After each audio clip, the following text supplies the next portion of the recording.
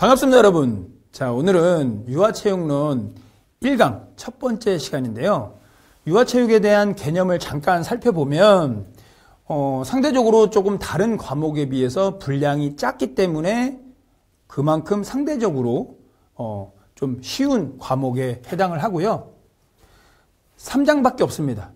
그래서 한 강당 강의는 다른 어떤 과목에 비해서는 좀 많을 수 있어요. 하지만 여러분들이 조금 집중해서 학습을 하신다면 유아체육론 어떤 과목 자체가 그렇게 난해한 과목은 아닙니다. 참고하실 바라고요. 오늘도 힘차게 한번 시작을 해보도록 하겠습니다. 화이팅! 자, 첫 번째 유아체육의 이해를 한번 가져와 봤는데요. 바로 유아와 유소년의 개념입니다. 자, 그래서 유아의 개념을 먼저 살펴보면 생후 1년부터 6세까지의 어린이를 우리가 보통 유아라고 하고요. 일반적으로 사회에서 유아교육법에서는 유아를 3세부터 초등학교 취학 이전의 어린이로 규정을 하고 있어요. 그렇다면 유소년의 개념은 3세에서 12세, 즉 초등학생까지의 유아와 소년을 우리는 유소년이라고 합니다.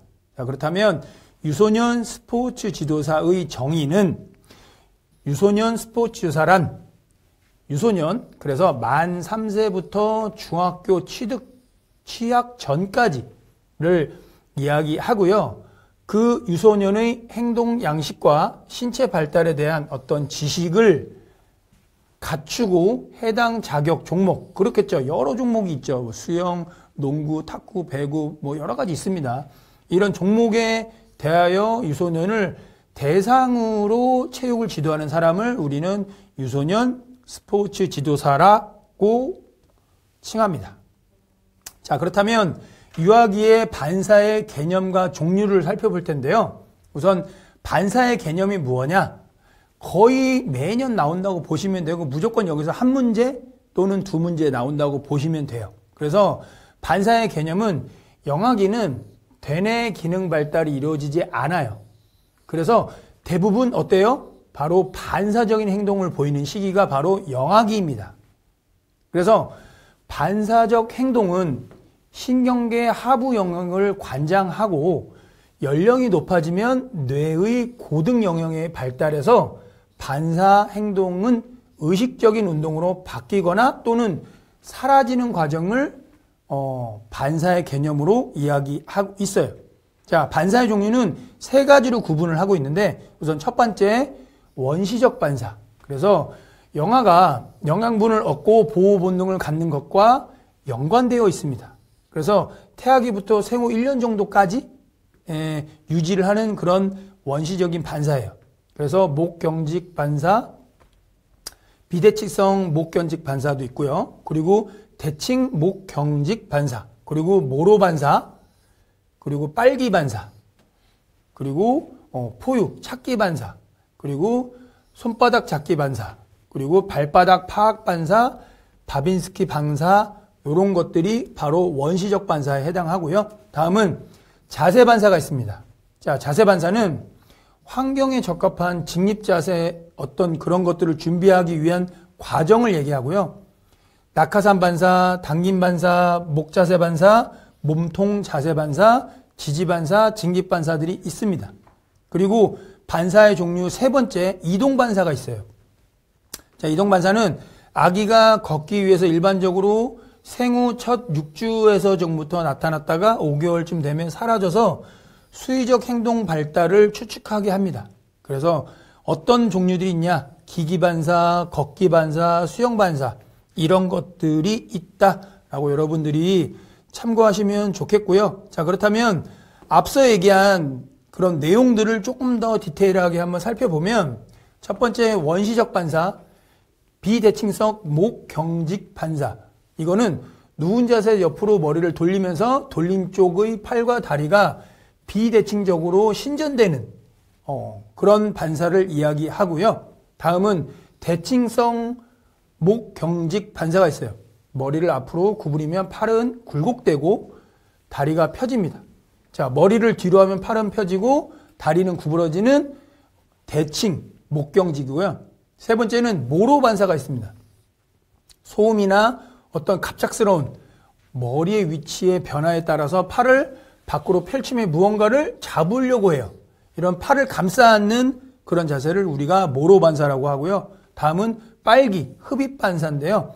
입 주위를 이렇게 자극하면 빨기 행동을 자연스럽게 반사적으로 보이는 행동을 이야기합니다. 다음은 포유, 찾기 반사가 있는데 입 주위를 또 자극하면 그 방향으로 머리를 돌려서 반사적인 어떤 행동을 보이는 것을 이야기하고요. 다음은 손바닥 파악 반사.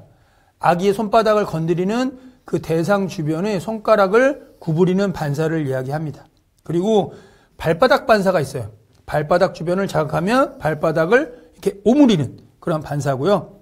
다음은 바빈스키 반사. 발바닥을 자극하면 발가락을 또 활짝 피는 반사가 있습니다. 자, 계속 볼게요.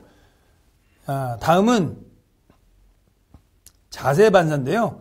자세 반사는 우선 첫 번째, 낙하산 반사가 있어요. 자, 그래서 낙하산 반사는 아기를 들어 올리고 있다가 갑작스럽게 몸을 앞으로 기울이면 팔과 다리가 신장되는 반사를 이야기하고요. 다음은 당김 반사가 있습니다. 눕거나 앉은 상태에서 손을 잡아주면 팔을 구부리고 당기려는 반사적인 움직임. 그리고 세 번째, 목 자세 반사가 있습니다. 눕거나 엎드린 상태에서 머리를 한 방향으로 돌리면 목 부분이 그 방향으로 돌려지는, 그래서 이것은 한 1개월에서 6개월 사이에 주로 나타나는 반사입니다. 다음은 몸통 자세 반사가 있어요.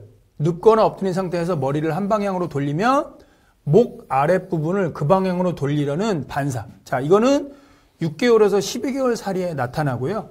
다음은 지지 반사가 있습니다. 몸통을 좌우로 움직이면 그 자세를 그대로 유지하려고 팔과 다리가 움직이는 반사를 이야기합니다.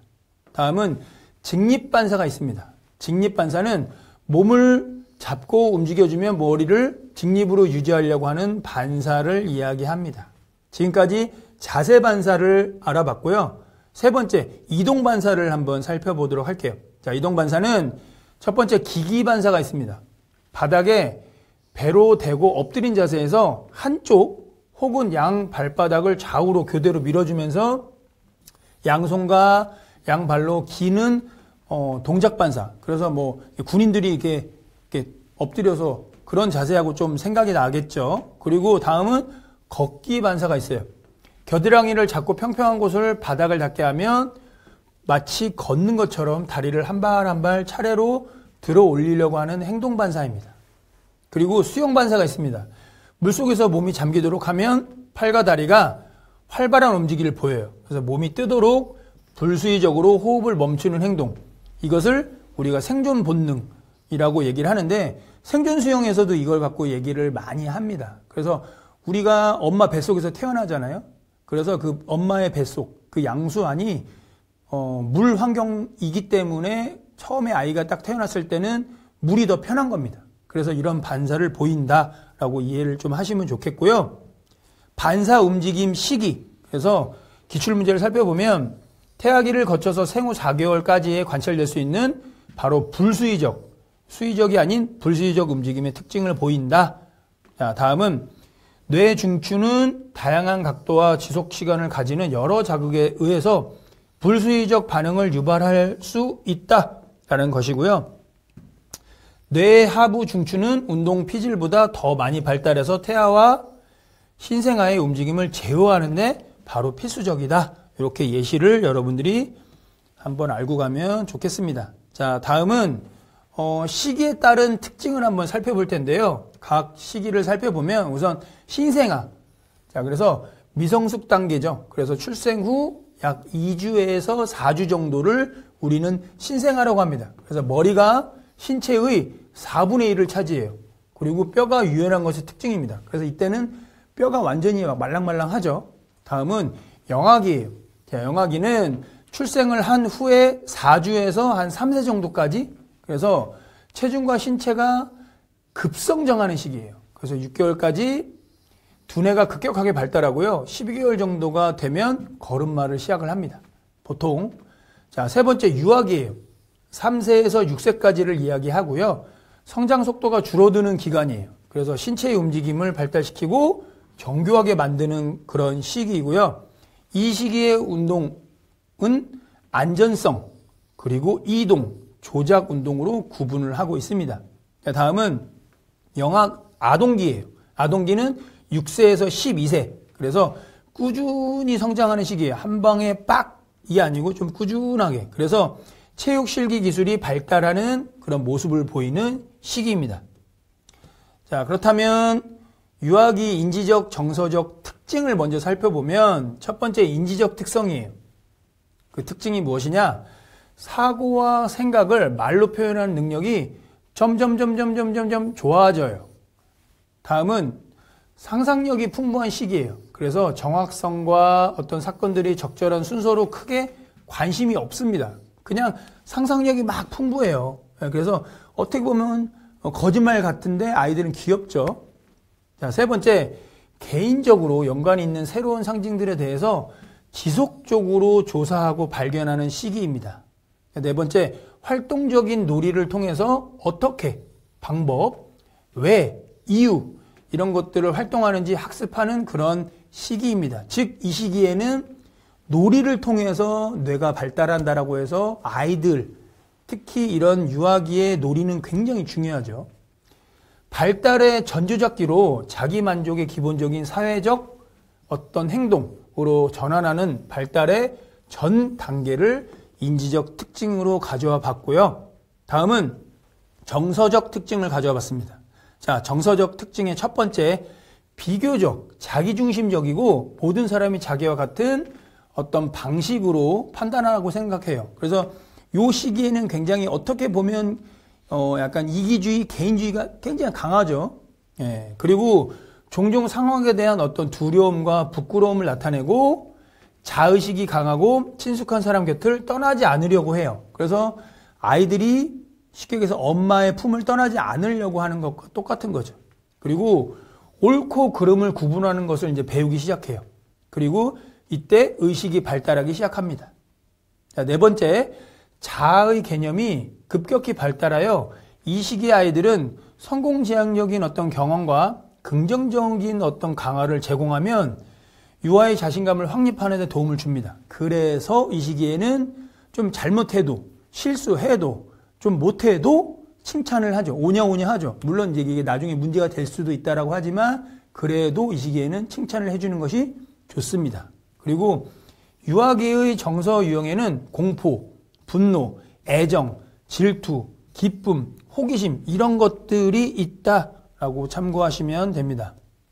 자, 다음은 유아기 발달을 한번 가져와 봤는데요. 바로 유아기 인지, 정서 및 사회성 발달을 한번 살펴볼게요. 자, 유아기의 인지 발달은 유아기의 인지 발달에 아주 중요해요. 그래서 어떤 다양한 방법으로 인지 능력을 향상시키는 시기예요.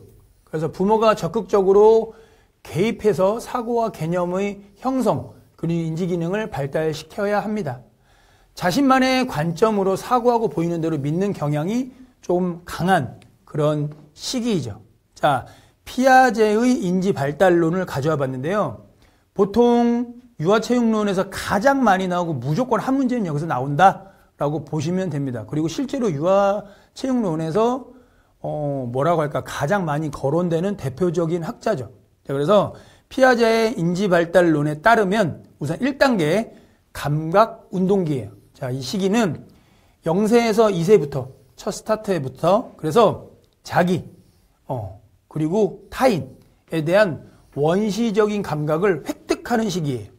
그리고 시야에서 벗어나도 계속 존재함을 아는, 이제 막 알게 되는 그런 감각 운동기입니다.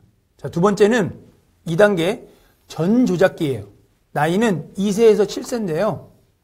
놀이 활동에서 상상력이 막 풍부해지는 거예요. 막 풍부해져요. 그래서 직관적인 사고를 보이고요. 자기중심적인 태도를 보입니다. 자, 3단계 구체적 조작기예요. 자, 이때는 7세에서 11세인데요. 사물과 여러 가지 사이의 관계를 이해하는 시기입니다. 그리고 타인의 행동 관찰을 통해서 추론하는데 능숙해지고요. 자아중심적 사고에서 이제 벗어나는 시기예요. 앞서는 자기중심적인 태도에서 이제 나이를 먹어가면서 이런 것이 이제 차차 벗어나는 그런 시기이죠. 자, 4단계. 형식적 조작기예요. 그래서 이거는 11세 이후를 얘기하고요. 자, 논리적인 추론이 이제 가능해지기 시작하고요. 추상적인 어떤 자유, 정의, 이런 원리와 이상을 하나하나씩 이제 이해해가는 그런 과정이에요. 그래서 체계적인 연역적 어떤 사고와 조절이 가능해지기 시작합니다.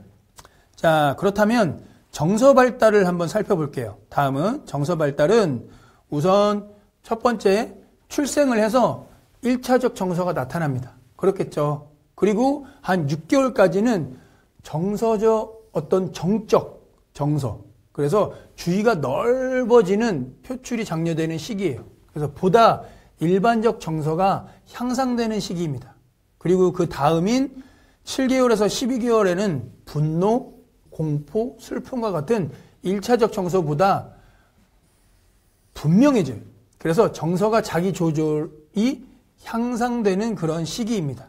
다음은 1세에서 이제 12개월을 지나서 이제 만 1세부터 3세까지는 정서 조절이 향상돼서 걸음마기의 아동은 자신을 짜증나게 만드는 자극들로부터 스스로 거리를 두거나 조절하려고 시도를 하게 됩니다. 자, 그리고 3세에서 6세는 정서 조절을 위한 인지적 책략이 등장해요. 그래서 보다 더 어떻게 해요? 세련화가 발생하는 그런 시기이죠. 그리고 6세에서 12세는 표출 규칙과의 일치 정도가 향상돼요.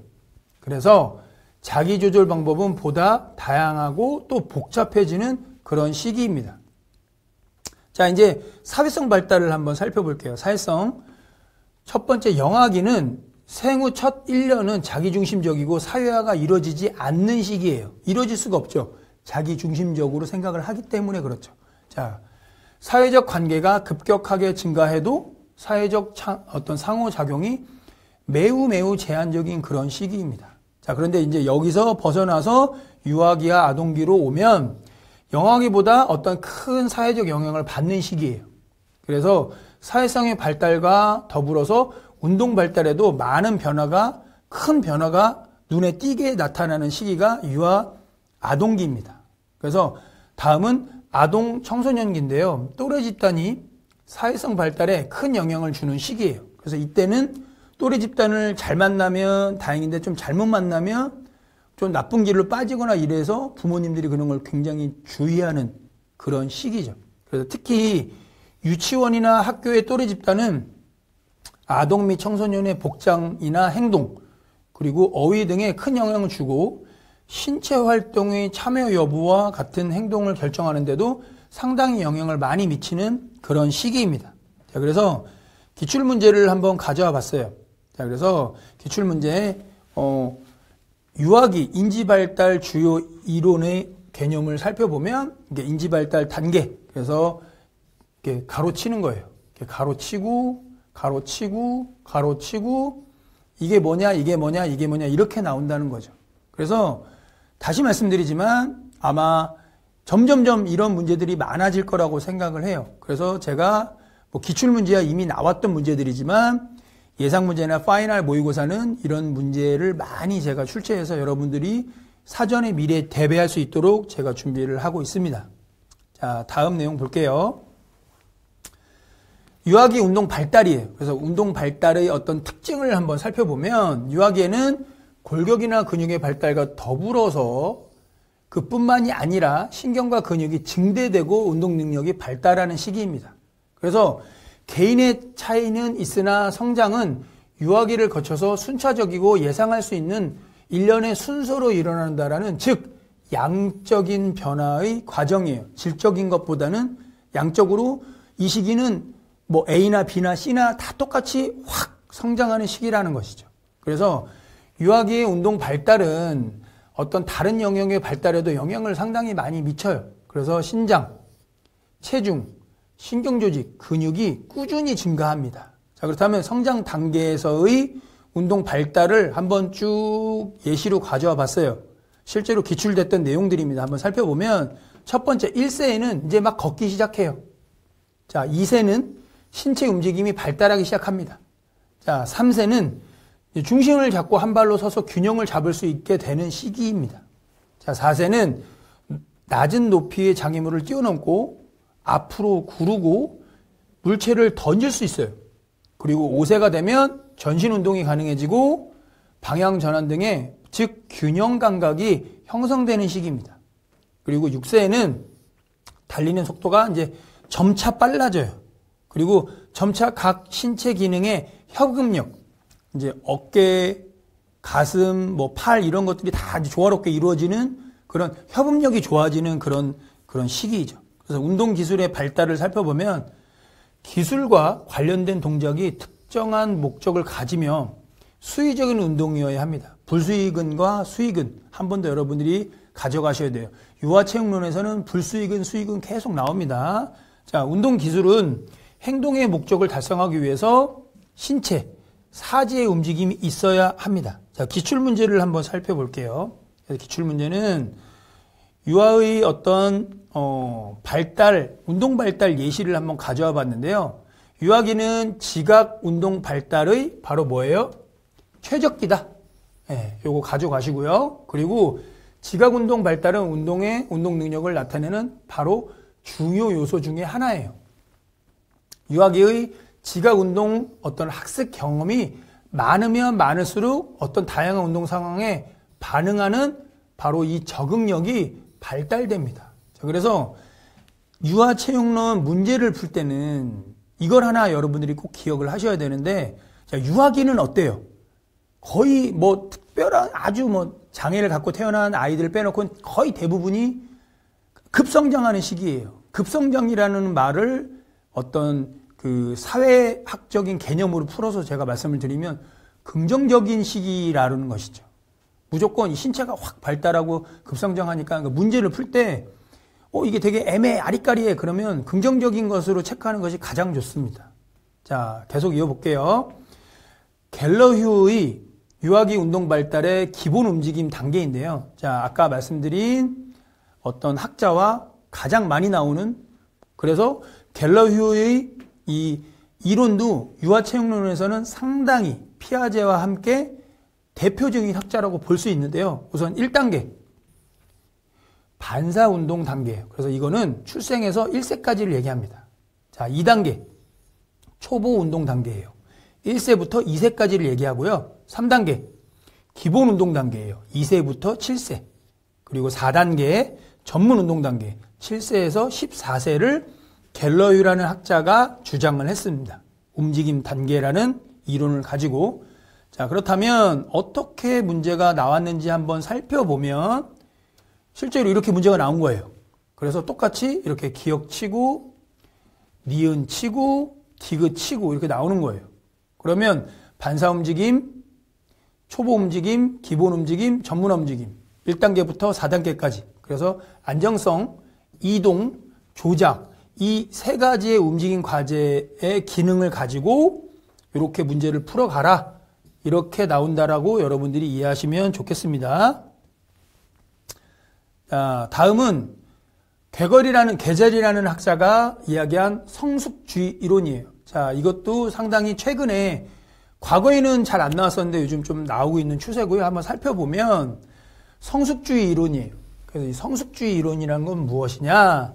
발달 과정에서 방향을 결정하는 가장 중요한 것은 바로 내적인 힘에 의해서 이루어지는 바로 성숙이라는 이론입니다. 그래서 성숙주의 이론. 그래서 교육 또는 연습은 성숙의 정도를 고려해서 하기 때문에 발달 과정보다 앞서서 가르치려는 노력은 즉 필요가 없다라는 주장을 이 학자가 했어요.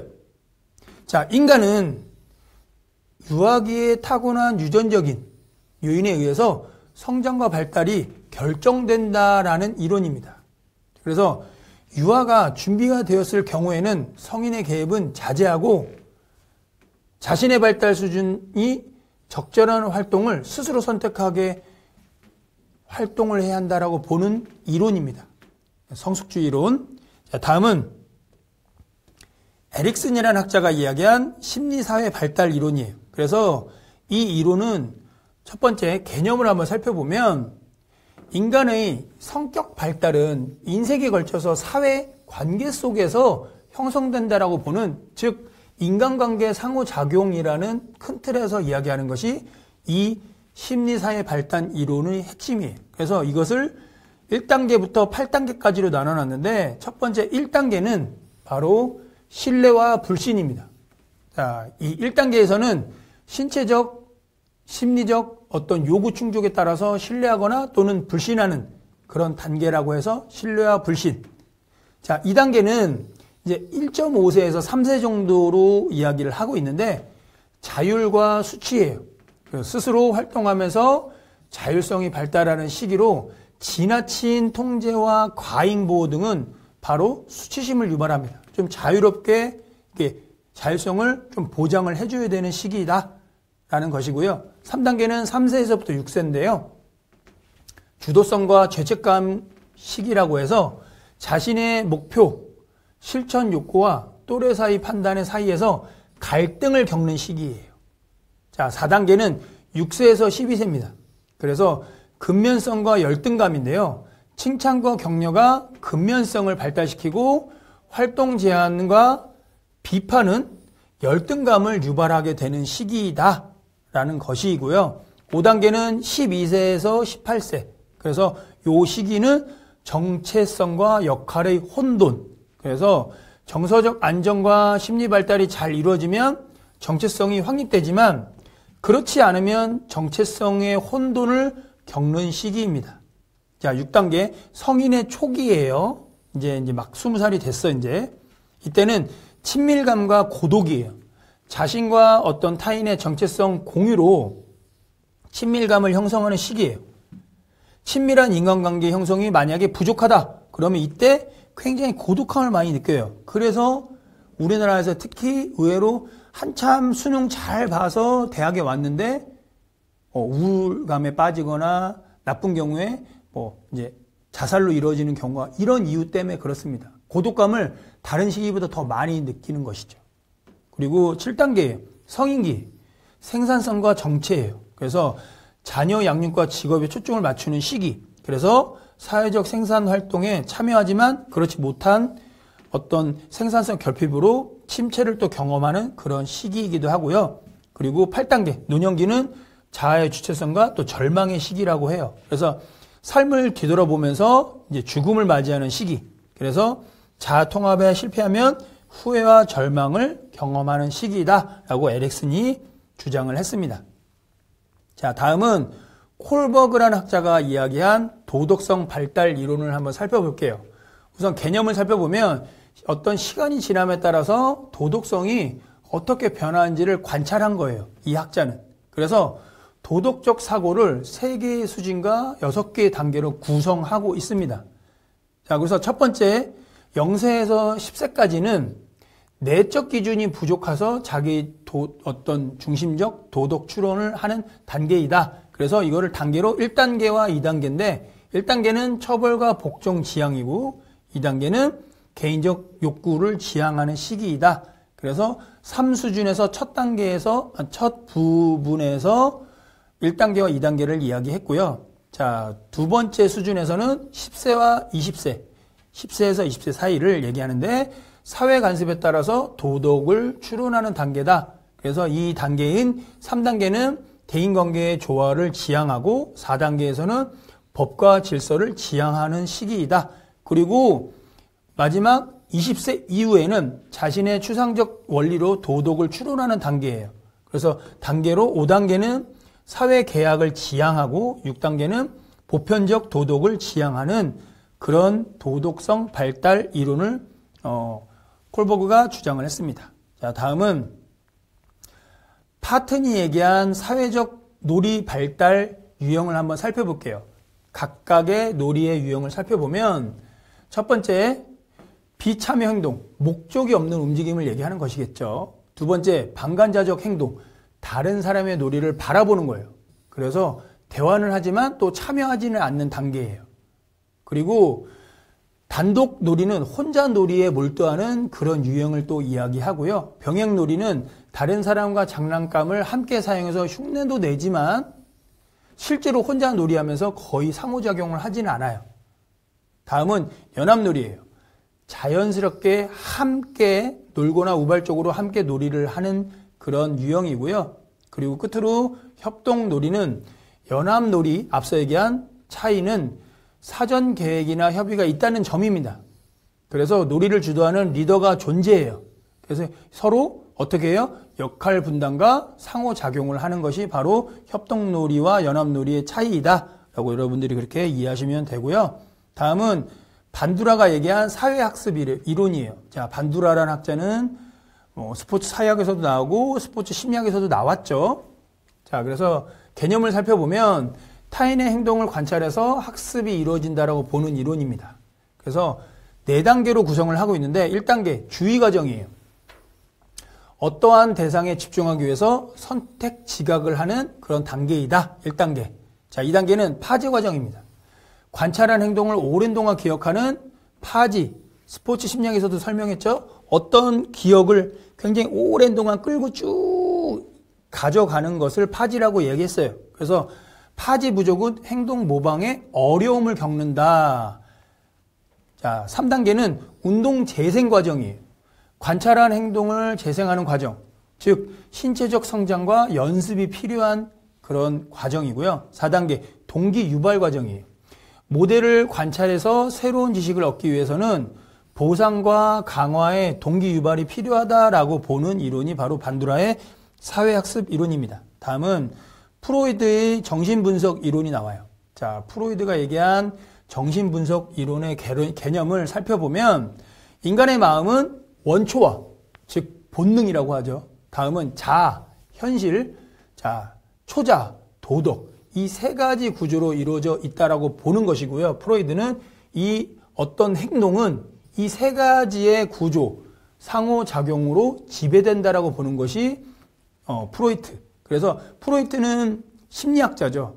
심리학자로 스포츠 심리학에서도 나오고 사회학에서도 나오는데 이렇게 유아체육론에서도 나옵니다. 그래서 심리, 성적 발달 5단계를 이 학자가 주장을 했는데 1단계 구강기예요. 0세, 이제 막 태어나서 1세까지인데 깨물고 빠는 등 입으로 쾌감을 추구해요. 자, 2단계는 1세에서 3세 배변 훈련을 통해서 쾌감 단계를 갖습니다. 3단계는 3세에서 6세 남근기예요. 성기를 자극하는 등 성적인 관심을 이제 갖기 시작하는 단계고요. 4단계 잠복기 6세에서 12세예요. 성적 충독이 억압되고 감퇴되는 시기를 이야기하고요. 5단계 생식기 12세 이상입니다. 잠복되어 있던 성적 에너지가 이제 활성화되는 그런 단계예요. 그래서 프로이트는 이렇게 주장을 했고요. 다음은 비고스키라는 학자가 이야기한 상호작용 이론이에요. 그래서 이 이론의 개념을 먼저 살펴보면 다양한 사람들과 상호작용과 협동학습의 중요성을 강조하는 시기로 인간의 어떤 학습과 사고 과정의 이해가 필요하고 이런 것들을 이해하기 위해서는 전체적인 상호작용 과정을 이해할 필요가 있다라고 보는 상호작용 이론이고요. 상호작용은 발생적 접근 방법, 도구와 기호, 근접 발달 영역으로 설명이 가능하다라고 했어요. 자, 그래서 기출문제를 한번 쭉 살펴보면 유아기 성장 발달 성숙의 개념을 예시를 가져와 봤는데요. 첫 번째 성장이에요. 자, 성장은 일정 시기가 되면 자연히 발생되는 바로 양적인 변화의 과정이다 설명했죠. 그리고 신장, 체중, 신경 조직, 세포 증식 확대에 의한 증거를 뜻한다. 성장. 자, 다음 발달이에요. 발달은 신체 운동, 심리적 변화에서 전생에 걸쳐서 나타나는 체계적이고 연속적인 변화를 이야기합니다. 그렇겠죠. 발달이니까 발달과 변화. 그래서 변화하는 어떤 속도의 개인차가 존재하겠죠.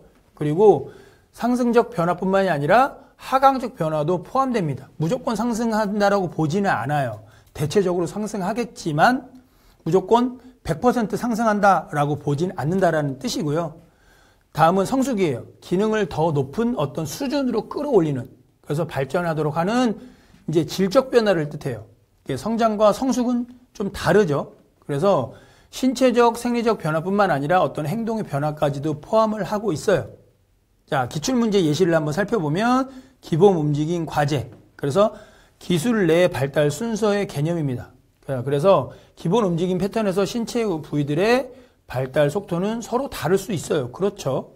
기본 움직임 기술의 습득 및 성숙은 과제, 개인, 환경의 요인들의 영향을 받죠. 자, 갤러위와 클라렌트라는 학자가 이야기한 운동기술의 발달 순서에 대해서 시작, 초보, 성숙으로 이렇게 구분을 했다라고 실제로 이런 식으로 문제가 나왔었습니다. 자, 다음으로 넘어가 볼게요. 자, 다음은 유아기의 건강과 운동이에요. 그래서 유아기의 건강과 신체 건강의 요인, 개념을 살펴보면 우선 첫 번째, 유아기의 건강입니다. 자, 유아기는 모체, 즉 엄마로부터 받은 면역 체계가 이제 소실되는 시기로 질병에 쉽게 감염될 수 있어요. 그렇죠. 그래서 건강 관리를 위해서 충분한 영양 섭취와 충분한 휴식과 수면, 그리고 보다 더 청결한 깨끗한 위생과 정서적 안정, 그리고 전염병 예방과 병을 찾아가는, 주의하고 조사해서 찾아가는 그런 시기이고요. 이외에 질병의 조기 진단 및 치료, 그리고 장기적 건강검진과 치아관리, 건단한 응급처치 등을 해주어야 하는 그런 시기입니다. 유아기의 건강은. 그래서 신체 건강 요인 중에 첫 번째 영양은 성장기 영양 섭취는 어때요? 신체의 건강과 관련이 깊어요. 그래서 부모의 영양 지도가 중요하고요. 편식이나 부정적인 영향을 받지 않도록 주의가 필요하겠죠. 다음은 수면입니다. 자, 수면 부족은 성장 장애와 건강에 악영향을 줄 수 있어요. 그래서 아주 최소 6시간 이상의 수면을 확보해야 됩니다. 이 시기에는. 그래서 그리고 또 밤 10시 이전에 잠자리에 들어야 돼요. 그래서 보면은 이론적으로 밤 8시에서 새벽 2시 사이에 많은 성장 호르몬이 분비됩니다. 학문적으로 봤을 때 일반적으로 하루 1회 정도의 낮잠도 필요한 시기입니다. 자, 세 번째 운동이에요. 적절한 신체 활동은 깊은 수면, 정서적 안정, 피부 및 신체의 정력을 높여서 면역 기능을 강화하고 균형감 있는 신체를 만들어 주겠죠. 당연한 얘기들입니다. 자, 그렇다면 다음은 유아기의 신체 기능을 살펴볼 텐데 우선 신경 기능에 대한 개념을 살펴볼게요. 자, 5세 때는 유아, 성인의 약 85% 정도 발육해요. 그러나 그 기능도 85%까지 발달했다고 볼 수는 없어요. 그렇죠. 그냥 성인과 비추어 봤을 때 한 그 정도 수준인데 실제로 거기까지 왔는지는 확실하지 않다라는 것이죠. 그래서 대뇌의 기능이 발달하지 않기 때문에 기본적인 운동, 뭐 걷기, 달리기, 뛰기 등만 가능하고요. 운동의 질이 높다고 볼 수는 없어요. 신경 기능. 자, 두 번째, 순환 호흡 기능이에요. 맥박수는 100에서 120회 정도. 근데 성인은 어때요? 60에서 80. 더 많이 뛰죠. 그래서 1회 박출이 적을 때는 박출 횟수 증가로 보완을 합니다. 그러니까 성인보다는 더 펌프질을 많이 해서 순환 호흡을 한다라는 것이죠. 자, 다음은 호흡 기능이에요. 자, 호흡수는 25에서 40회 정도. 성인은 어때요? 12에서 20회.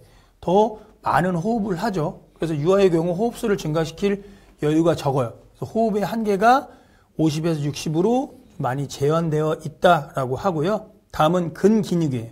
근육의 기능을 보려면 근력의 발달을 보는 방법이 간단해요. 하지만 영아의 경우에는 근력을 측정하기에 어려운 면이 있어서 보다 일반 성인보다는 세밀하게 알아보아야 하기 때문에 어려움이 있습니다. 그래서 2세에서 3세로 넘어가는 시기에 신체 조절 능력을 보면 근기능은 작지만 빠르게 성장한다고 예상할 수가 있죠. 자, 그렇다면 기관별 유아기 및 청소년기의 신체 발달 활동 촉진을 위한 지도 지침이 나왔어요. 실제로 시험에 나왔던 내용들을 간추려 봤는데 첫 번째, 미국의 스포츠 체육 교육 협회예요. 자, 여기서는 매일 60분 혹은 그 이상의 구조화된 신체 활동을 실행해라. 그리고 매일 60분 혹은 그 이상의 비구조화된 신체 활동을 실행해라. 그리고 매일 60분 혹은 그 이상의 신체 활동에 근육과 뼈를 강화시키는 신체 활동을 해라. 그리고 네 번째, 수면 시간을 제외하고 60분 이상 눕거나 앉아있지 않도록 지도한다. 다섯 번째, 어떤 안전 기준에 적합한 실내외 공간에서 대근육 활동을 실행해라. 여섯 번째, 개인 신체 활동의 중요성을 인식하고 운동 기술을 가능하게 해야 한다라고 나와 있고요. 다음은 국립중앙의료원. 그래서 이런 국립중앙의료원에서는 첫 번째, 어린이 및 청소년은 매일 1시간 이상의 운동을 권장해라. 될 수 있으면 매일 1시간 이상 운동을 해라. 두 번째, 일주일에 3회 이상 유산소 운동, 근력 강화 운동, 뼈 강화 운동을 권장하고 있다. 그리고 인터넷, TV나 비디오 시청, 게임 등 앉아서 보는 시간은 하루에 2시간 이내로 제한하고 있다. 세 번째, 세계보건기구 WHO죠. 자, WHO에서는 5에서 17세 어린이와 청소년의 신체 활동은 가정, 학교, 지역사회에서 놀이, 게임, 스포츠, 이동, 여가, 체육 수업 또는 계획된 운동 등이 포함되어야 한다. 그리고 심폐체력 및 근력, 뼈 건강, 심혈관 또는 대사적 어떤 건강의 생물학적 지표를 개선하고 불안 및 우울증을 증상의 감소시키는 다음과 같은 것들을 권장하고 있는데요. 5세에서 17세의 어린이와 청소년은 매일 적어도 60분의 중등도 혹은 격렬한 강도의 신체 활동을 해야 하고 매일 하는 신체 활동 운동의 대부분은 유산소 활동이어야 하고 뼈와 근육을 강화하는 격렬한 강도의 활동을 적어도 주 3회 이상은 실시해야 된다라고 이야기를 했습니다. 그래서 기출문제를 한번 살펴보면 실제로 이렇게 문제가 나왔었다라고 여러분들이 이렇게 이해하시면 돼요.